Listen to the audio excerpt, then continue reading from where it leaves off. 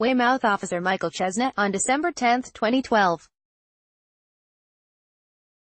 Gary Higgins, the Quincy Patriot Ledger via AP Boston, AP, a Massachusetts police officer and bystander died Sunday from wounds sustained when a suspect allegedly took the officer's gun and fired following a vehicle crash and a foot chase.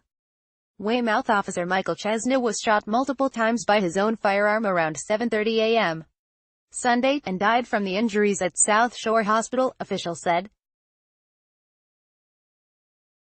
An unidentified elderly woman also died after being hit by stray bullets in a nearby home, authorities said.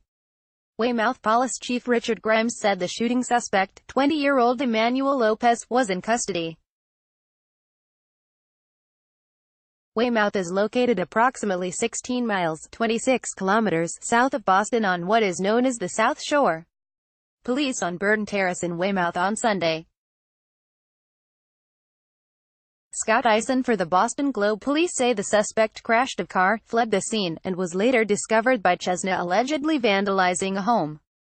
Prosecutors say that's when he attacked Chesnut with a rock to the head. Chesnut fell to the ground, and officials say Lopez took the officer's gun and shot Chesnut multiple times in the head and chest. Lopez then fled and fired more shots during a chase.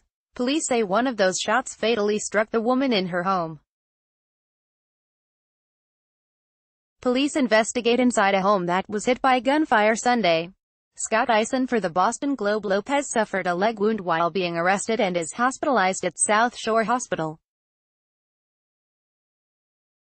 He will be arraigned on 2 counts of homicide on Monday, at either his bedside or in court. Massachusetts Governor Charlie Baker said on Twitter that his thoughts were with the families of the officer and bystander. I am deeply saddened to learn of the passing of Officer Chesnut and an innocent bystander today, and my thoughts and prayers are with their families, loved ones and the Weymouth PD after this tragic loss.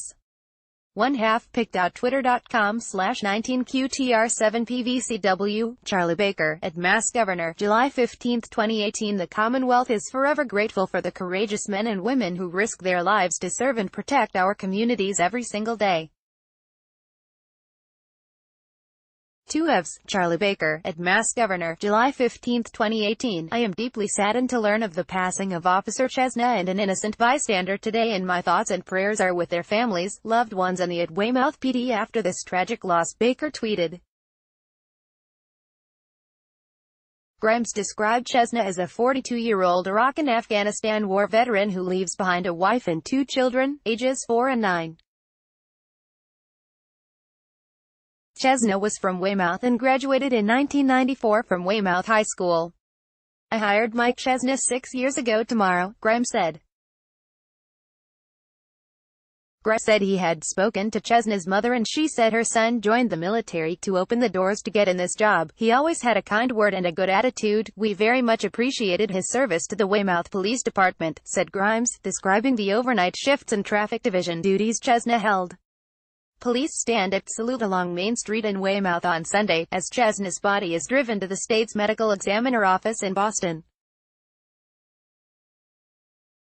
Pat Greenhouse, the Boston Globe. Chesnut's body was removed from the hospital and transported via procession of multiple law enforcement agencies to the state's medical examiner office in Boston, where he will be evaluated.